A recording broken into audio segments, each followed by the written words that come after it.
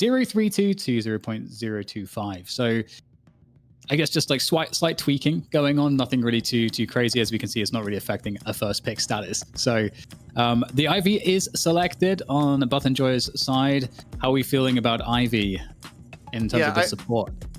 Buff Enjoyers, I think more than any other team in EU, really highly values Ivy. I think they enjoy both what you can do for rotational play with how they handle the macro side of things, and I also just think they value the enormous amount of spirit damage that Ivy still puts out. It'll likely be together playing on the Ivy, and yeah, I mean, it makes sense what they're going.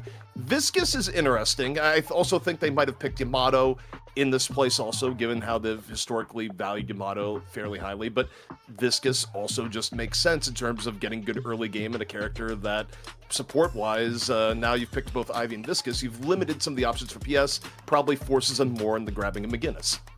So I'm looking at the Ivy and Viscous, and one thing that stands out to me about Buff Enjoyers is that they've always seemed to be really susceptible to ganks in the early game, and their early game isn't as solid as I'd say their mid and late game are.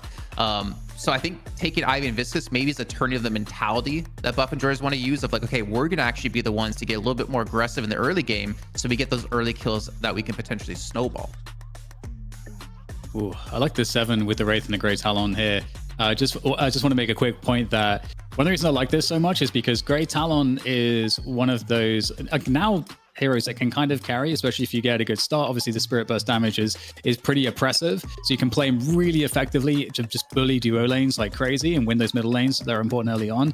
Then you've got Wraith, who is obviously a kind of a hard carry, but has the ability to have impact in every stage of the game, which we've talked about quite a lot. And then you've got 7, who's sort of the dedicated, I will eat every creep on the map so that the farm is completely maximized. So I actually really like this opening lineup for how active it is, but also how much it packs a punch. And there's the Yamato that you were asking for.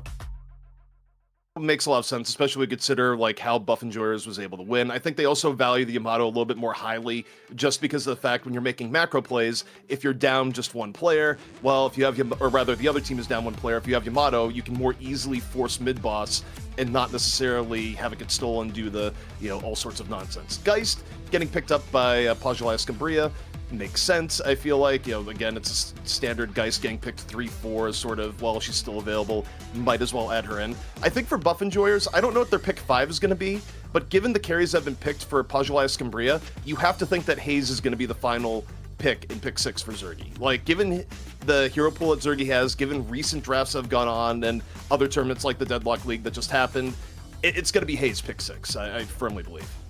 I mean, you got Mirage and Pocket Ban, so it's definitely limiting what you possibly could play. On Pojilaya Skumbriya's side, I'm kind of looking towards what are they going to have in terms of a front line? Because I do see a Viscous who can easily buy knockdown, get in towards Great Talon, and kind of keep him out of contention. Yamato can obviously dive really deep. Abrams can dive really deep.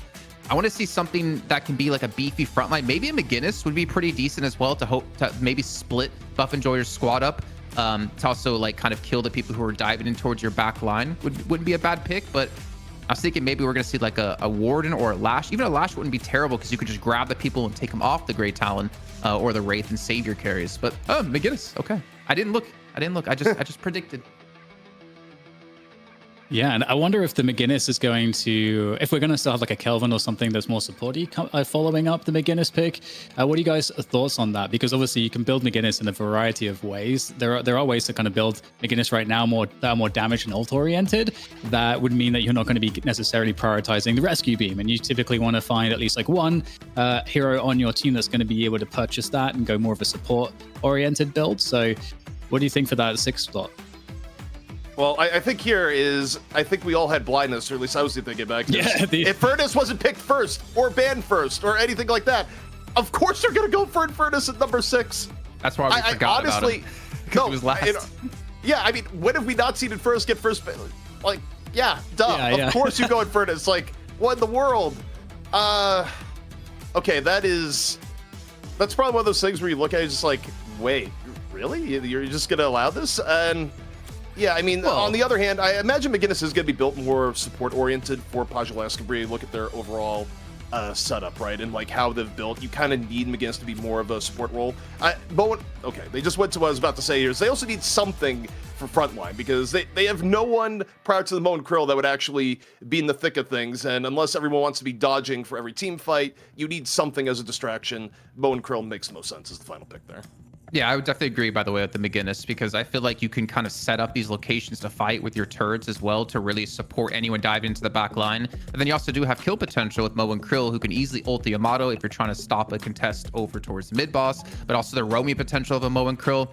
For me, I'm more interested on the lane layouts that people are going to be going for here, because we can see Bo1 Krill in a solo lane. We can see him in a dual lane. He's very good at shutting down a carry or hard carry on the enemy team when he's in a solo lane. But it's about like, how do you want to utilize him in this game? Do you want to utilize him for ganks? Do you want to utilize him for like shutting down the amount of farm the enemy can get on a single carry? It's up to how PS really want to use this hero. Yeah, and I have to say, calling back to what we mentioned earlier with Bo1 Krill, it was only hydration that so far, where we saw kind of Bo1 Krill like scale well into the game and not just have like just fall behind essentially on souls to the point where it's sort of just only useful for the combo ultimate. And so from that, I'm thinking, okay, well, for this to go well, you kind of want your Bo1 Krill to be active, to be trying to find those ganks between the 8 and 10 minute mark, especially when the combo comes online, and you can start just like you said, to put pressure on the Yamato, the Infernus, or whoever it is getting a little out of control on the extremity lanes. That's what I want to see, at least, is activity from the Bo1 Krill. Yeah, I mean, I will say, as I look at these two comps, I feel like I really favor the Buff and Joyers comp. Like, as good as characters like Wraitharn, as good as Great Talon can be, I still have the opinion right now that Great Talon is a little bit overrated relative to where teams are valuing him. The Wraith pickup is good, but the problem that you're going to have is, I think Buff and Joyers, you look at their team comp, it's a much better early game team comp, particularly with the Paradox. Like, Paradox is going to run around, get pretty solid pickoffs in all likelihood. It's very difficult to contain a Paradox early on, and then that increases the likelihood from the early Paradox pressure that you're going to have at least an even to above average Abrams. The Infernus is probably going to have several ramps into having a good game beyond that. Ivy, in and of themselves, creates matchup issues and rotations with airdrop. I just feel like Buff and Joyers is going to be very, very mobile, have a lot of tools to enforce the macro side of gameplay, and it's going to be Pojilaya Skumbriya basically reacting and hoping that the raw power of characters like Great Talon can somehow push it through. I don't know if it will, Jason. I kind of want to say a bold statement, but I don't want to get any hate for it. I feel like Sunset, who I'm assuming is going to be on the Wraith here, I feel like he's a solid solo laner, but I haven't seen anything yet in the Deadlock Fight Night where he like excelled, like where he had play with me levels of play on the Wraith. He was able to almost single-handedly carry a game. I think he's a very solid laner, but I don't necessarily expect him to be the one that's going to be such a massive threat. I feel like it's going to be towards Great Talon or 7. But one thing I will say about Buff and Joyers, I talked to Piggy before we did the broadcast today, and he was telling me that they've really been working on their team fighting, which I found kind of crazy because they were already insanely good when it came to team fighting. But they definitely started to work on their macro play and team fighting, and they feel like this patch actually suits them better than the previous patch. So if that's any indicator of like the strength level, what Buff and Joyers are going to bring, I'd be a little bit scared to be PS here. Oh, and it looks like the Twitch predictions are now open. I'm seeing on the lower third popping up to remind us also, make sure to get in the chat and get your predictions in for this one. I have to agree with ZP on the macro side of things, that the build is a bit more leaned towards, or rather it has more strength that it can leverage into macro advantages early on. But one thing I find interesting about Deadlock is that there is this natural aspect of might be able to look at comps now and understand at the top level, okay, we do kind of are losing some edges out here as we say goodbye to ZP, and it seems like the game is about to start, so I'm gonna have to hold that point for now.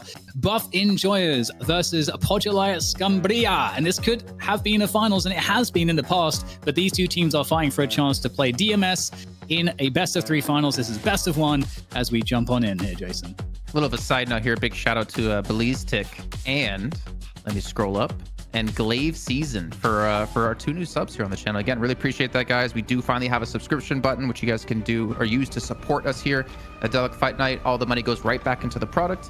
Always appreciate it from you guys. But here we go. Like I said, kicking things off here. And again, for me, it's all about what are these matchups going to be. We did have a couple of really crazy matchups last week with seeing like 2 1-1-2s instead of 1-2-2-1s. But we're not going to see any craziness here. But we will see the Abrams and Yamato in their own solo lanes. Infernus going to be paired with Ivy here in lane 3, and Paradox and Viscous together as well in lane 2.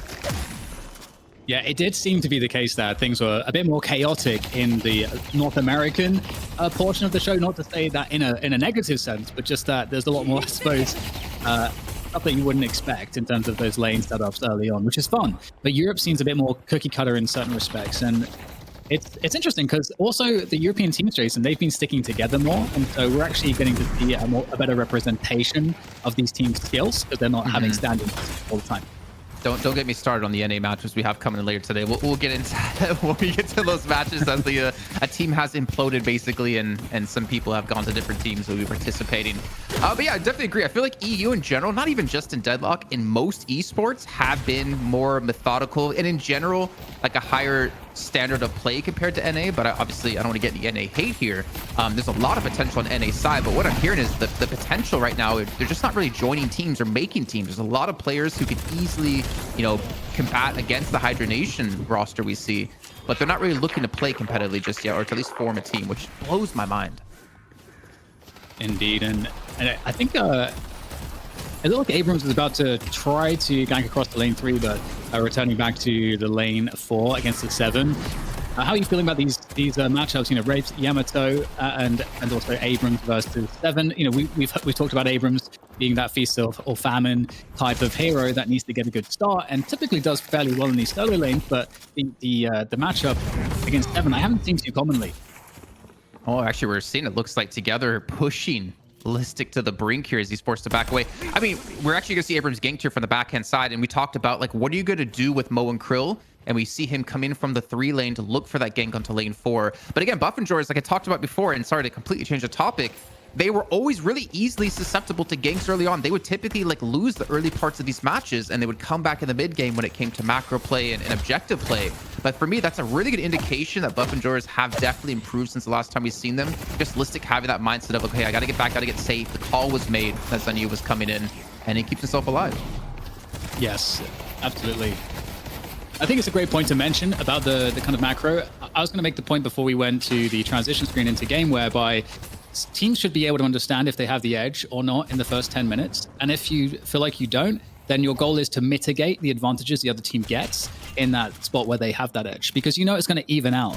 As soon as you get to a certain point of the game, it'll even out. You'll get your objectives, maybe seconds to your opponents, but you will get them and you'll make up the soul difference. And then suddenly, you know, you're close to even, as long as you don't lose too hard when they're a little bit ahead. So, you know, that's very much the goal if you recognize and can identify that you're behind a little bit at the beginning. And I feel like that's where NA kind of struggles a little bit of knowing like when they're ahead and not, or when they're not knowing when they're ahead. It's pretty obvious to know when you're ahead, but more of like taking that advantage and pushing it to a victory. I feel like Buff and Joyce have probably been the best team I've seen out there, that you give them a 10, 20K lead and they will shove that down your throat and close that game out extremely quickly. Whereas in NA, you could have a 20, 30K lead and teams still depend on, okay, we're going to bait you to a fight at the urn, and we're going to win the fight, then we'll beat you, instead of just, we're just going to take your base right in front of you.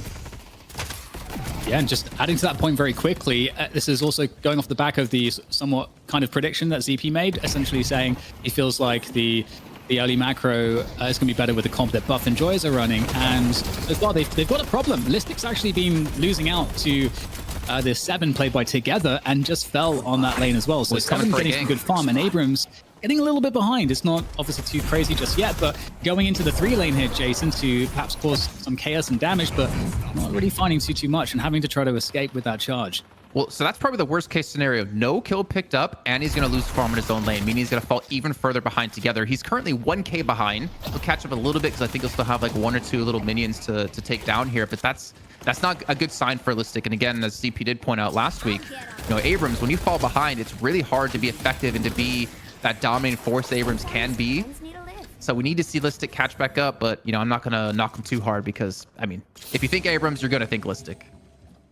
Absolutely. And you know, like, someone else that's standing out right now on the Pojilaya Skumbriya camp is going to be Hardeki, doing a really great job here in a pretty huge soul lead very early on that Geist. And more distraction, more chaos coming here onto lane 4, where Listic's been having quite a hard time on that Abrams, getting some assistance, but that assistance seems to meet more assistance, as Listic is not just up against together on the 7, but in Demov has come on that Yamato as well. You see Piggy does go for the gank. I mean, not even a gank. He was in lane 4 this entire time. Demov somehow trades against Sunset in lane 1. And I want to talk really quickly why that's so important as we do see Listic pick up Xenia. So we talked about, when you see Listic get back into it, well, he's back into it. But Demov, he gets hit with a telekinesis out of Sunset, and he gets hit by a guided owl out of Taz, and he still survives that lane, and he still ends up picking up a one-on-one kill without those ultimates available anymore. I feel like that's kind of insane to see out of Demov and a real showing of his prowess on a Yamato. Yeah, and I still have to, make mention of the fact that Arteta is doing a pretty good job here. Michaelis and Sharek, though, on the other end of things, also doing a very good job staying very up on the souls. Still is an issue for Listic and Demov, who are a little bit behind in the early phase. Very recoverable, but somewhat of a dive coming in through here from Sharik. And in comes the old bouncing around, and should be an easy finish. Just 1 HP, surely. And there it is, sniped by Taz. No, he doesn't get it. Oh, no. No, they don't get it. He gets away. Litz somehow escapes the giant goo ball. That was a kill somewhere else on the map as Michaelis went down. What? How did Litz survive that? I thought he was for sure dead. I thought that wall locked him in with the ball, but he does get away. And now it might be Sharif being the one to go down. Yeah, it's deep slot overcommitted. Oh my god. The juking around, there's the parry. That's not going to do too much, though. Dodges any kind of melees and will get taken down indeed. Thanks for checking me on that previous kills, Jason. Sometimes it's hard to know what the hell is going on, but between us, we can figure it out. And more pressure on this lane 4 here, as they are just looking to just take this tower down. There comes the close range parry. Get the Guardian to hit you, so you can get those melees in, take it down extra quick. Really, min-maxing things at this level of play. And it's looking like Buff Enjoyers are surging back into this one. Yeah, they did lose their lane 3 Guardian. That was pushed down by Hardeki, but they do respawn with one of their own. So they keep things kind of a little bit equal, as we do see Buff and Joy is currently missing out on 2 of these Guardians. I want to point out something, though, that ZP did bring up, and it kind of pairs along with what I was saying before about Demov up against Sunset. He went Reactive Barrier early to help survive against the burst potential to Sunset lane, especially if there's going to be a guided owl coming through as well. So very smart pickup in items when it comes to him. So Demov, again, just really showing he knows how to play Yamato, and he definitely knows how to play against the Wraith. Yeah, and it's quite interesting right now because it does feel like, Pojilaya Skumbriya, they're just ahead ever so slightly. Obviously, it's just really the difference of that one Guardian. But still, I think that's a slightly better opening performance than maybe was expected based on, what we were looking at when we were talking about it in the draft. With that said, obviously, at this point of the game now, around the 8-minute mark, we've got a lot of roaming around. More pressure coming in here as Listic is looking to help out this lane 3 against the Geist. And also the Mo and Krill on Zanya. But they're going to fall back away, so no action there. And in fact, it's going to be lane 2 here, Jason. Yeah, Strat Transformation comes in. He's trying to go for the chase on Taz, but it eventually just forces him away here. Even going for the dash here for a power slash. It looks like they will just kind of, fall away from each other. But one thing I want to bring up here for Buff Enjoyers, one of the best teams when it comes to defending objectives, I'd say. They realize that they lose one more Guardian, well, we're going to lose a flex slot to the enemy team. So they're definitely trying to reinforce the lane 1 and 2 Guardians to make sure that doesn't go down. And considering we're past the 8-minute mark as well, you're not really sharing souls equally anymore. So they have to be very careful and very methodical about how they want to proceed from this point on. Yeah, this might be problematic here on lane 2 from Buff Enjoyers because they're at a numbers disadvantage unless the Demov comes across from lane 1, which Demov is. Cube goes up, the wall goes down. Listic's in a lot of trouble. Surely going to get taken out. There goes the birds to finish him off. And here comes the swap in as well here. Pojilaya Skumbriya looking like they're in decent shape here, but it is absolute chaos Greek in the Google trying to run people down. And that's going to be extremely problematic, slowing them down as he connects those little stuns.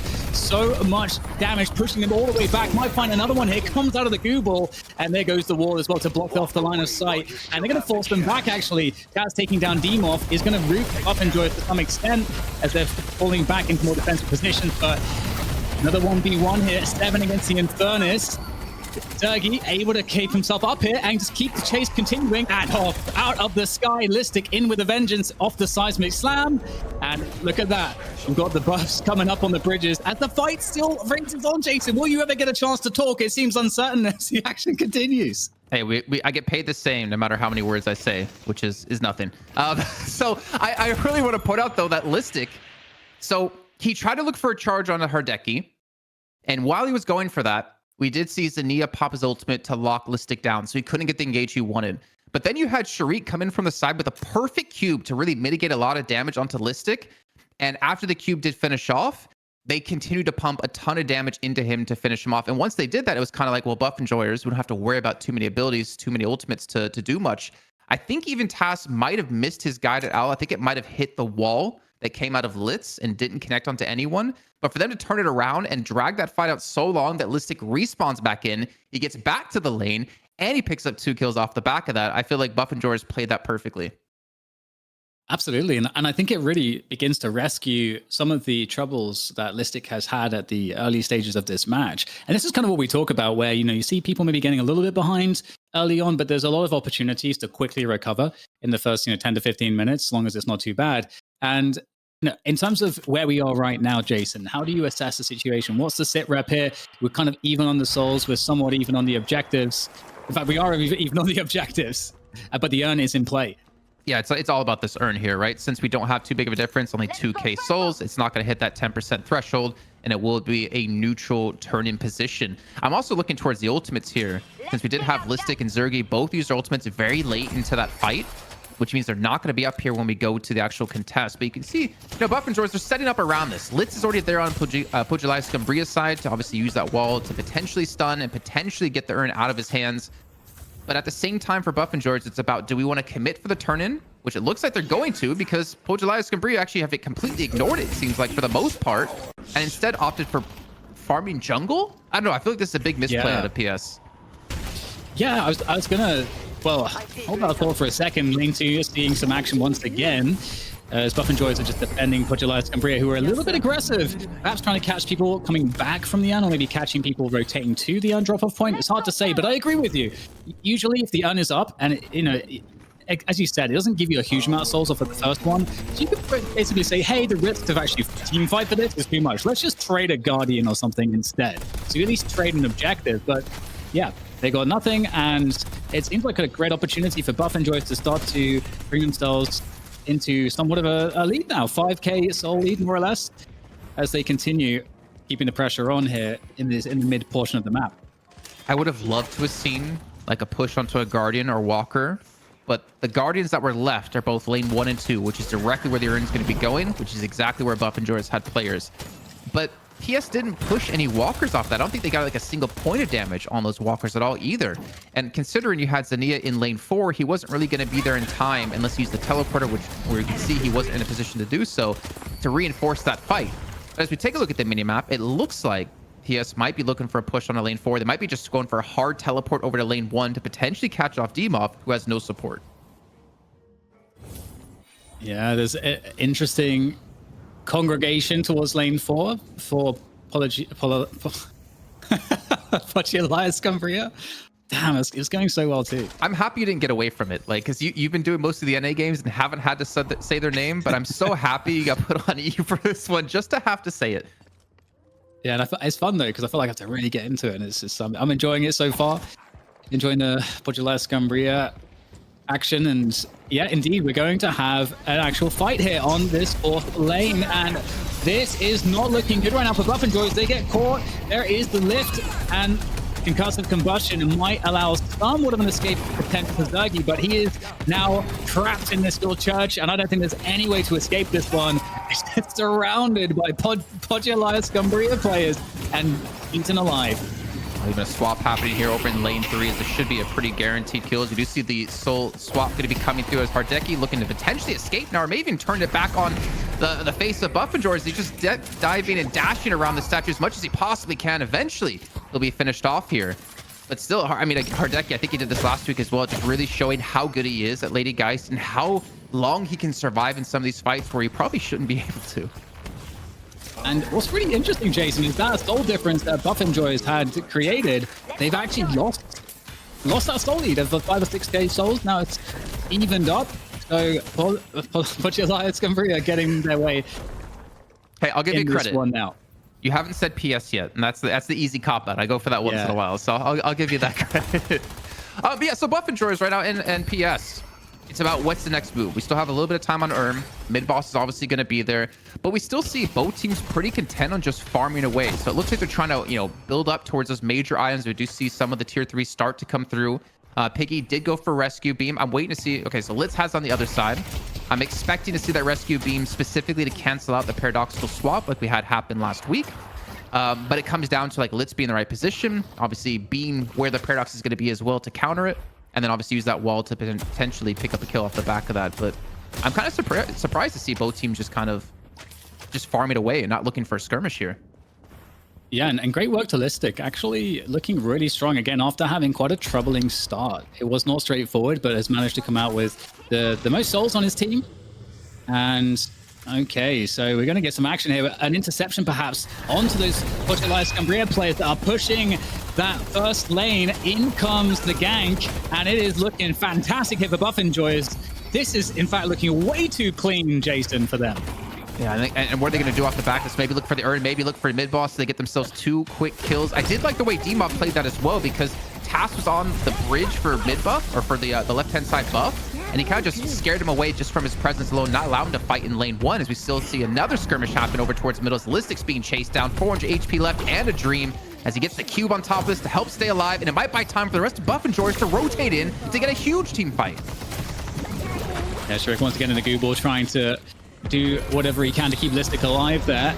And this fight now is turned into a full-blown team fight. It was a split push scenario with the Buff Enjoyers, falling off, or rather going to Pojilaya Skumbriya to punish them for that split push. And it looks like Buff Enjoyers are taking a little bit of a lead. That push from Pojilaya Skumbriya in the split push attempt, Jason, it didn't really do what it needed to do. It was an effective defense from Buff Enjoyers who were there present, ready to deal with that. And that is going to be a small advantage now for Buff Enjoyers, but unable to get the mid boss off of it. Instead, it's earn time once more. And you can see Pojilaya Skumbriya really positioning quite heavily for this, while we can see the KLS in lane 1 looking to push out. He's actually a teleport. Him and Sunset might meet each other here, because they're both going to the teleporter at the exact same time. And there we go. He actually might get caught here. KLS, they take the 1v1 against Sunset. No. Oh my god. That is devastating. Absolutely brutal. That's not who you want to run into. And what a fantastic start to this entire scenario. That's going to mean that they can't deposit this just yet, the Buff Enjoyers. So they're going to try to escape with it and just reset the positions. They might have to discard that one. This is getting kind of awkward, because Pojilaya Skumbriya, they are using this as an opportunity to potentially continue to push the lane. Obviously, that Walker is still up. That's going to be the Guardian going down in lane 1 here. That's going to be the 3rd for Pojilaya Skumbriya, meaning they get their flex. Or sorry, that was their 4th. Never mind. I always read the thing a little bit backwards here. But with him over in that lane right now, it means you have to send someone to contest to prevent the Walker from being destroyed, which also at the same time means whoever you send over there is going to mean the rest of Buff Enjoyers is going to be too weak to potentially go for the turn-in. So I do like the way that Sunset, he's like, okay, forget lane 4. I'm going to go push lane 1. I'm going to force them to not be able to turn in the urn just with my presence alone. So really well done. But I also have to give credit to Sharik, man. His cubes have been on point today. Yeah, they certainly have. And it's interesting that we're in this situation now where Pojilaya Skumbriya, they keep losing the lead, but keep bringing it back. And that story is going to continue, as does this urn story, as the sun was never turned in. And it's kind of an interesting scenario, because Pojilaya Skumbriya could just decide to pressure this side of the map and start working on the objectives. And if they get some pickoffs, then obviously they can push for the Walker, or maybe they actually unlock their ability to take the urn as well. And this urn is a distraction to some extent for Buff Enjoyers, who are having to hold on to it for so long. I mean, you can see Piggy's health is just draining away. I think this is where we really see the Ban of Mirage come back to bite Buff Enjoyers potentially in the butt, because this would be the perfect opportunity to use him to split push, to allow yourself or your team to have 5 players to look for that turn in. But, Pojilaya Skumbriya, they're like, you know what, forget it. We're going to continue to push out. They push 2 players in lane 1, 2 players in lane 4. They might even teleport a player over. It looks like it's going to be Litz to make this a 3-man squad. But we're kind of in this standoff here. Like, neither team wants to make the initial move. Neither team wants to overcommit players to a lane that's too far away from this turn-in. And we're seeing Buff Enjoyers like, okay, we're just going to drop the urn for now. Like, Piggy was getting very low on HP, so he can't afford to take it anymore. And we're about to have buffs come up here in about a minute time. So I'm curious to see if that's going to be the next point of contention, which it looks like PS do have the positional advantage. And it's interesting because it's worth mentioning how much map control was given up whilst Buff Enjoyers are just looking after this urn. And you could just see it on the mini-map. So much control of the map was there for Pojilaya Skumbriya, able to do pretty much whatever they wanted. And that map control continues at this point.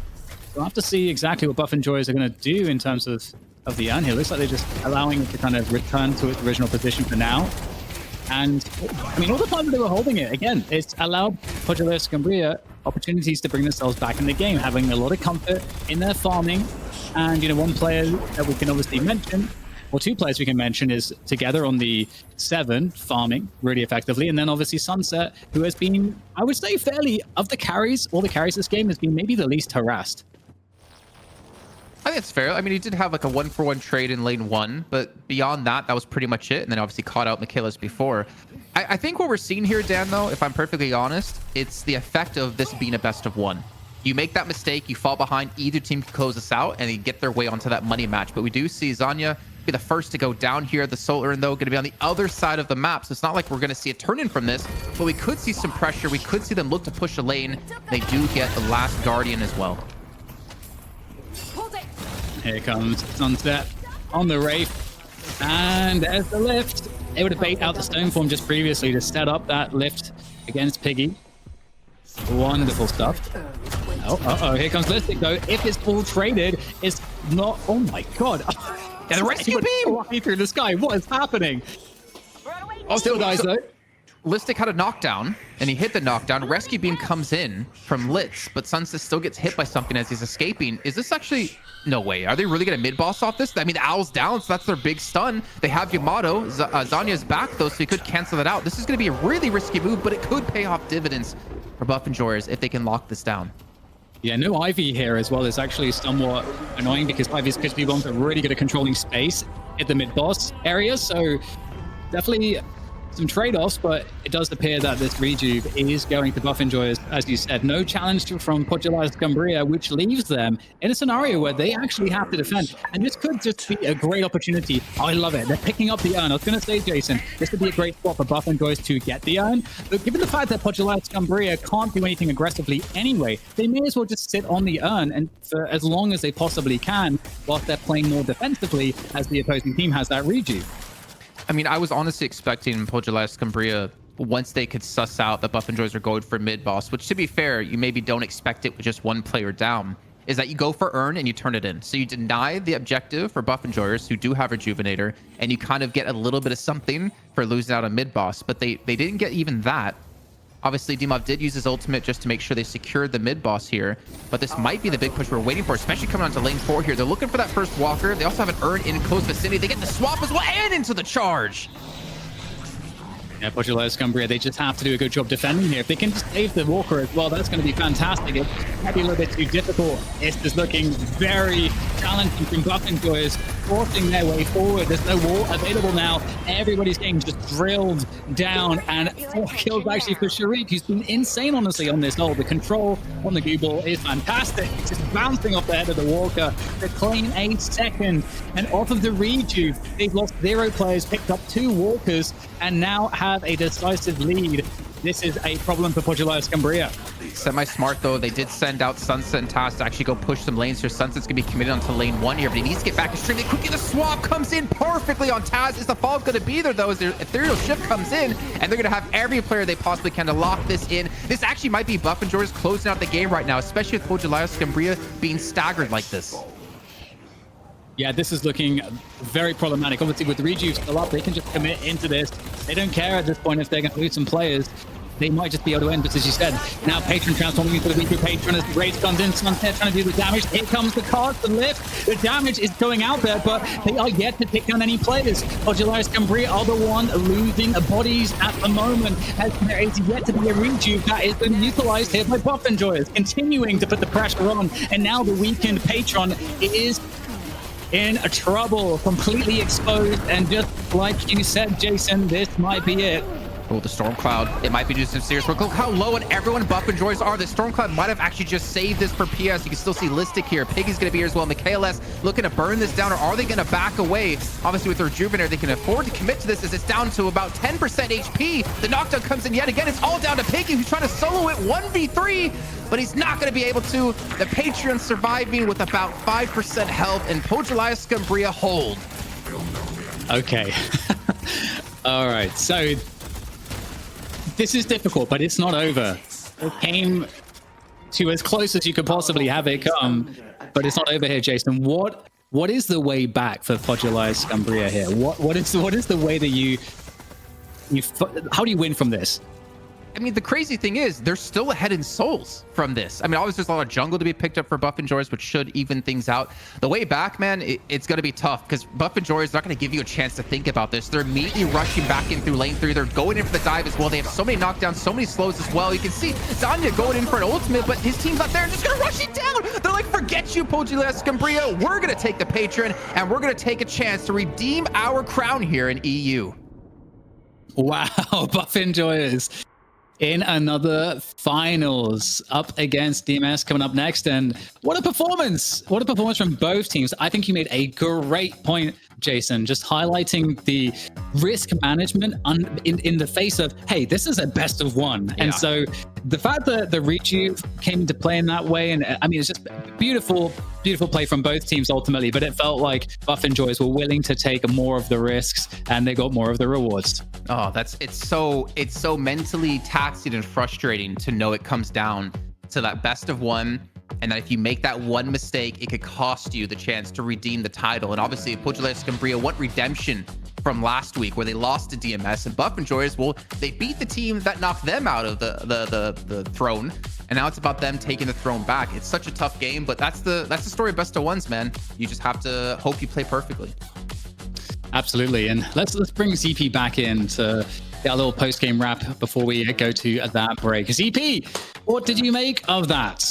I think more than anything else, you look at how this game played out and you go back to the draft. This was draft difference, and Buff and Joyous drafted so intelligently based on what they expected PS to pick. Especially, here's the main thing for me. They give up Wraith, right? But you think about where Wraith is impactful, especially with big telekinesis plays. Who do you telekinesis on the squad for who they are running? Do you telekinesis the Yamato? No. Do you telekinesis the Viscus? No. Also, Viscus can cube anyone who gets hit by the telekinesis. On top of that, do you telekinesis the Ivy? No. Wraith had very minimal targets to go after with telekinesis, so it was a very difficult job for Sunset to begin with. And then also, you consider, okay, Talon's really powerful. Well, how do they go against that? You have the Paradox in Mikhail S, who has Swap, which is one of the biggest anti-flyer weapons in the entire game, probably the biggest, which is great against Talon, in this case, great against Vindicta if it was being played. And Listic builds knockdown pretty early. So Taz was under immense amounts of pressure from how they built around this and the squad they're up against. And finally, you talk about what probably won the game. I brought it up in draft, and it came true here again, where you have Yamato deciding, hey, we get one early pickoff, we go mid-boss because we can burn Shadow Transformation and secure it. They got one pickoff near mid and got rejuve for it, and it wasn't even contested by Pojilaya Skumbriya. I mean, not to mention, if we look at that last fight as well, Sunset throws the telekinesis on Demov, and Demov gets picked up, doesn't have to ult, and he still survives with the onslaught of Sunset and multiple players shooting at him. So it was a really well done itemization as well to Demov, as you pointed out, the reactive barrier in lane to deal with the Wraith ultimate, and of course with the Great Talon ultimate coming through, which I believe saved him in lane 1